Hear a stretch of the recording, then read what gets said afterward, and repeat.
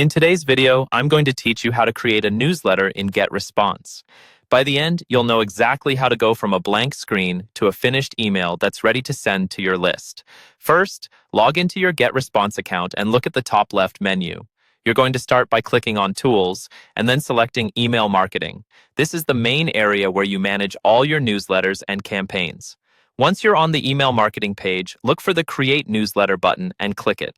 This opens up the setup screen where you'll define the basic details of your email. Here, you'll see a few required settings. Start by giving your message an internal name. This is for your reference only, so your subscribers will never see it. Use something descriptive like March promo, new product launch, so you can easily recognize it later in your stats and reports. Next, choose the linked list where you want to gather statistics.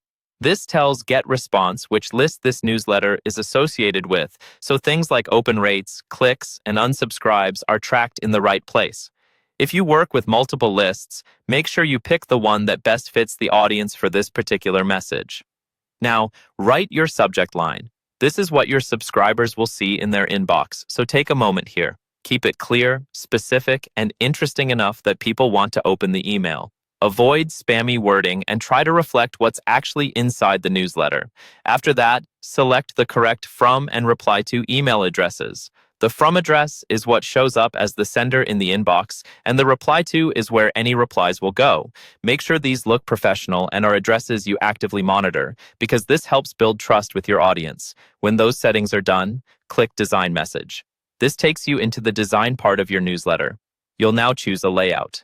Getresponse offers over 150 pre-designed templates, which are great if you want something polished quickly. Browse through and select one that matches your brand or the goal of your campaign.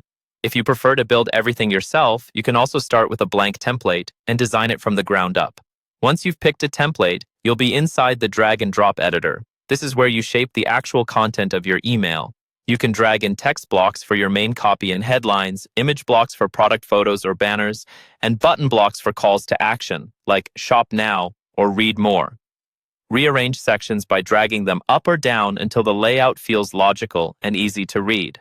As you go, pay attention to spacing and readability and keep your main message near the top so it's visible right away. When your design looks good and you're happy with the content, go to the top right and click Next Step. This moves you to the sending options. Here, you'll choose your recipients. You can select a full list, multiple lists, or specific segments you've already created. Segments are especially useful if you want to target people based on behavior or interest. But the key is to make sure the audience you choose is the one that should receive this particular newsletter. With your recipients selected, you're ready to decide when to send.